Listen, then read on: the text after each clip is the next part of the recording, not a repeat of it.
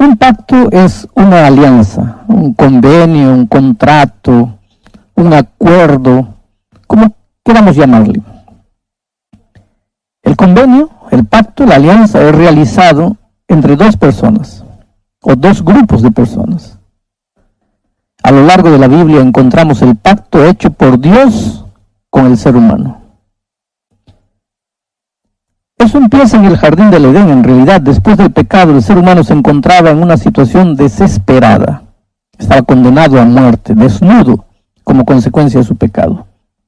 Esa desnudez no era solamente desnudez física. En realidad, esa desnudez simbolizaba la desnudez en que el hombre se encuentra después de su pecado, expuesto delante del público, la vergüenza que pasa, en fin, la vergüenza para él, para la esposa, para los hijos, para la iglesia, el dolor, en fin. Adán y Eva no tenían salida, estaban perdidos. Entonces, Dios se presenta para ofrecer la solución. Es Dios el que trae la solución.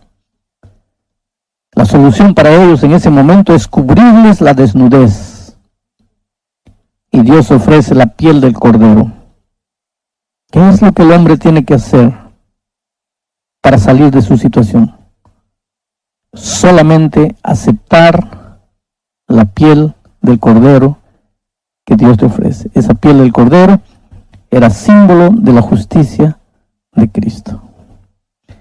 Pasa el tiempo.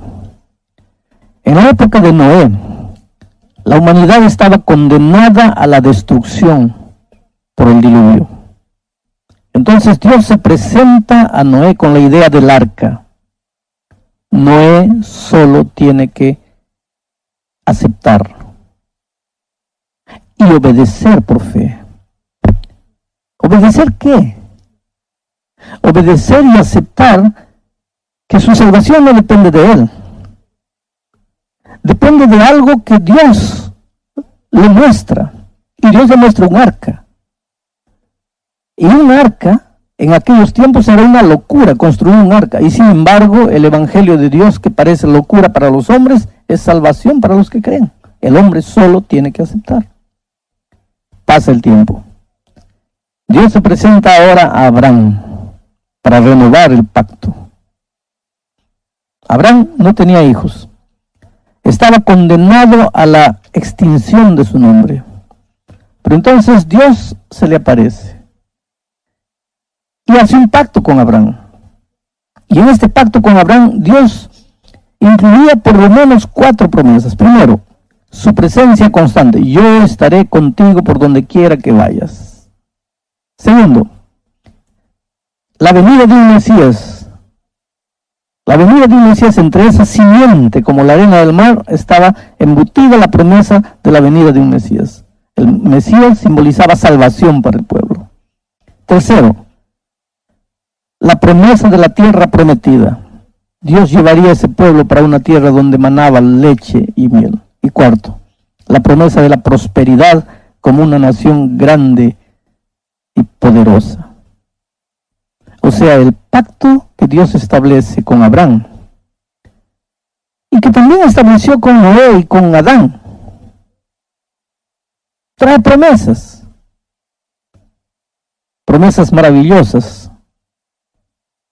La presencia constante de Dios, ese pacto también puede ser hecho contigo, para que nunca estés solo, para que nada te separe del amor de Dios.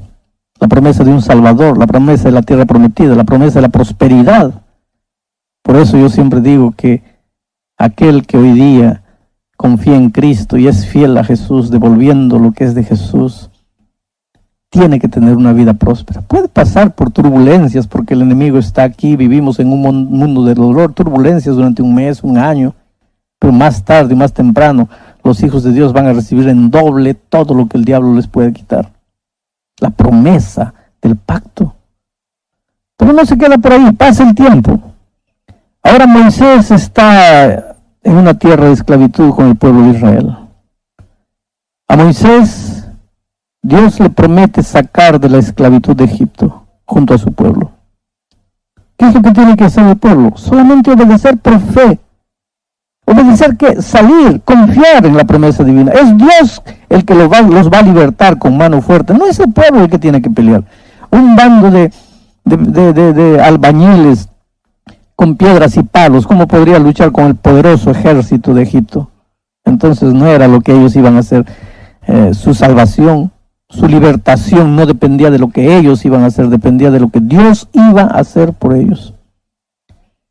Y cuando Dios les da los mandamientos a Israel, el propósito divino es hacerlo un pueblo feliz y próspero, porque los mandamientos de Dios no tenían como objetivo limitar, cercenar o amputar la libertad del pueblo de Israel. Al contrario, tenían como objetivo hacerlo un pueblo feliz y próspero. El pueblo solo tiene que aceptar, porque el mismo Dios que presentaba esos principios ofrecía las fuerzas para vivir a la altura de esos principios. Y el resultado de vivir a la altura de esos principios solamente sería felicidad y prosperidad. Pero Israel falla en el pacto con Dios. Porque Israel dice inmediatamente, todo lo que Jehová habló, eso haremos. El hombre no puede hacer nada por sí. Y esto, a veces el hombre tiene que golpearse, tiene que herirse, tiene que fracasar en la vida para entender que él no puede hacer nada por sí. Necesita la gracia divina. Y él no confió en la gracia. Confió en sus fuerzas. Y por eso fracasó. Ahora, el pacto que Dios estableció con Israel está invalidado por el fracaso humano.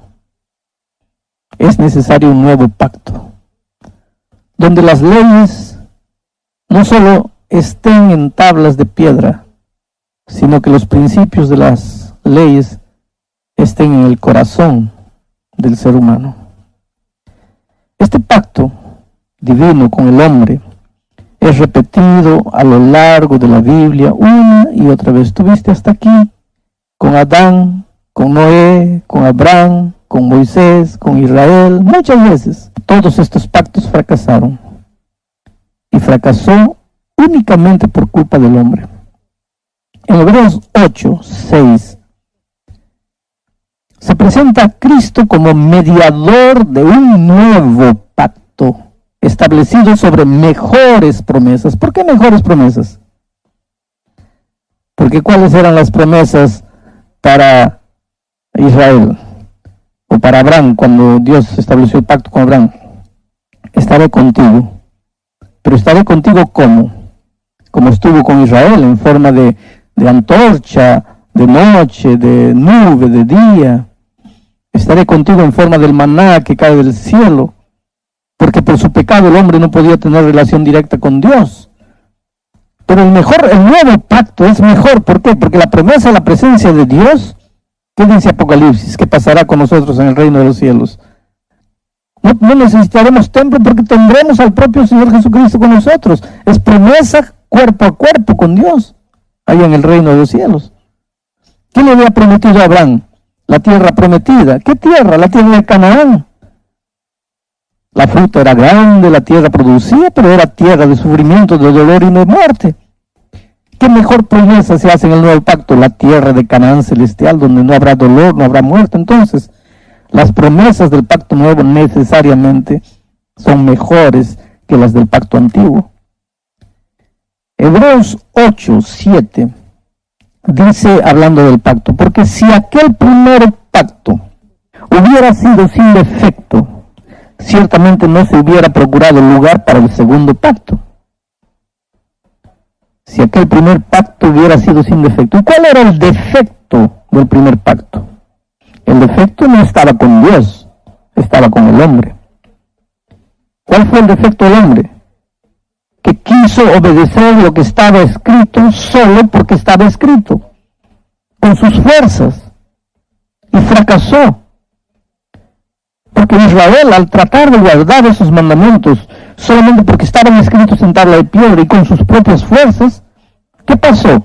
Cayó en la hipocresía, en la superficialidad, en la apariencia, porque tú con tus propias fuerzas nunca vas a poder guardar los mandamientos de verdad. Tú puedes aparentar, tú puedes disfrazar, y fue en ese terreno de la apariencia y del disfraz que Israel cayó.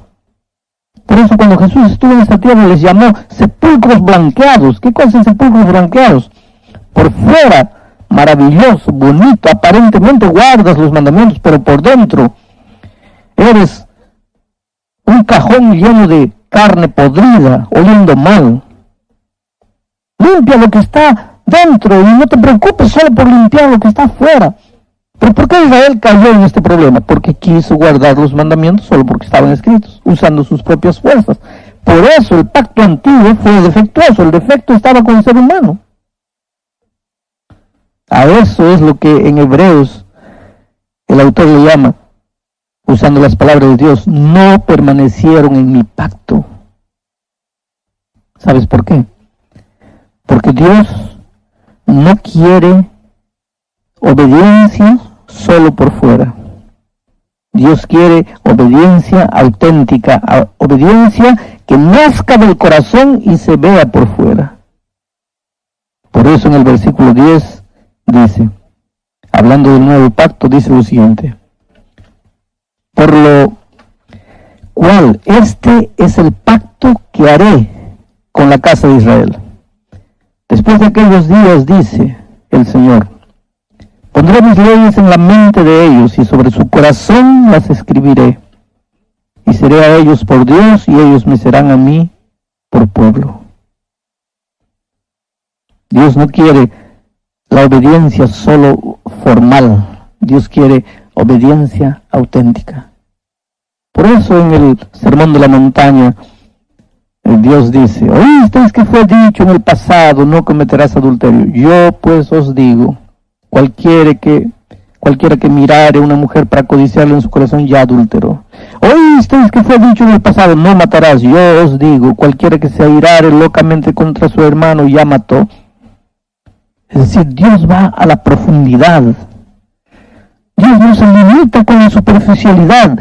Y el pacto antiguo fue defectuoso porque el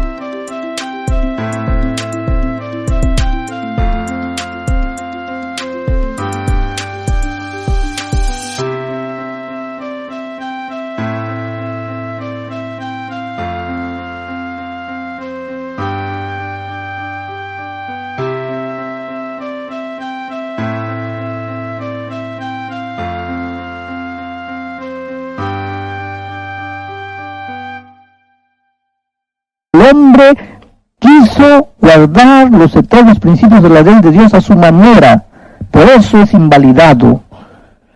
Ahora viene Cristo para ser mediador de un nuevo pacto, para colocar los principios en el corazón y en la mente, y como consecuencia de eso, que la obediencia se vea también exteriormente. Pensemos ahora en la relación del pacto con los sacrificios, con el sacerdocio y el santuario. Mira, siempre que en el Antiguo Testamento se hacía un pacto, se ofrecía un sacrificio. Cuando Dios se presentó a Adán y Eva para mostrarles la salida, un cordero fue sacrificado. Con esa piel se cubrió la desnudez de Adán y Eva. Ese puede haber sido el primer sacrificio de la Biblia. Cuando Dios hizo el pacto con Abraham, hubo otro sacrificio. Tú conoces bien la historia. Con Noé, cuando salió del arca, y Dios le prometió que no destruiría más el mundo con diluvio, y vio el arco iris, se hizo otro sacrificio, un altar, y ahí se sacrificó animales para Dios.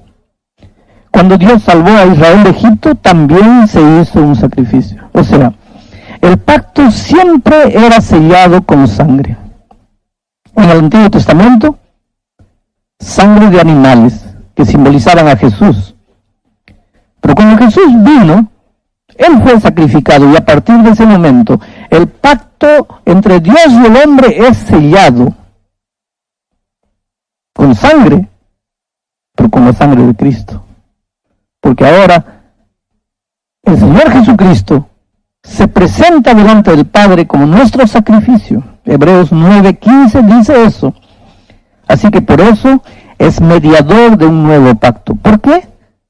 Los versículos 13 y 14 responden: porque si la sangre de los toros y de los machos cabríos y las cenizas de la becerra rociadas a los inmundos santifican para la purificación de la carne, cuanto más, dice, la sangre de Cristo, el cual mediante el Espíritu Eterno se ofreció a sí mismo, sin mancha, a Dios, limpiará vuestras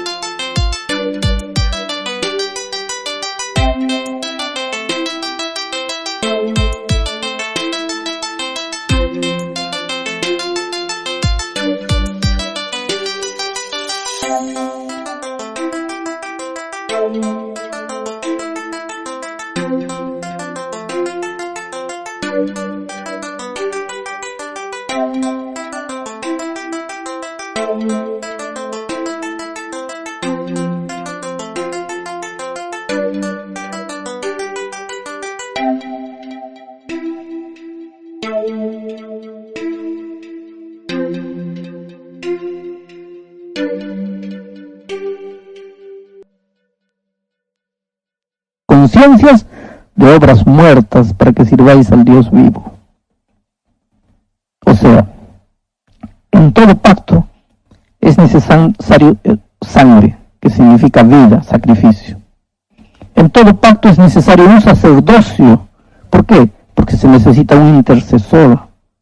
Y el santuario es el lugar donde el sacrificio es presentado. Ahora, ¿cuáles son los beneficios del pacto? Hebreos 8:12 dice: nunca más me acordaré de sus pecados y de sus iniquidades. O sea, el primer beneficio del pacto es el perdón. El perdón. Cuando Dios hace un pacto contigo, te está prometiendo el perdón. No se acordará más de tus pecados. Y eso es maravilloso. Cuando Jesús estuvo en esta tierra, en Mateo 12:31, dice: todo pecado le será perdonado al ser humano. Todo es todo. Adulterio, asesinato, robo, tráfico de drogas, todo es todo. Y el pacto incluye el perdón. Hebreos 8:10 dice: seré a ellos por Dios y ellos me serán por pueblo. Pondré mis leyes en su mente. O sea, Dios te promete un nuevo corazón para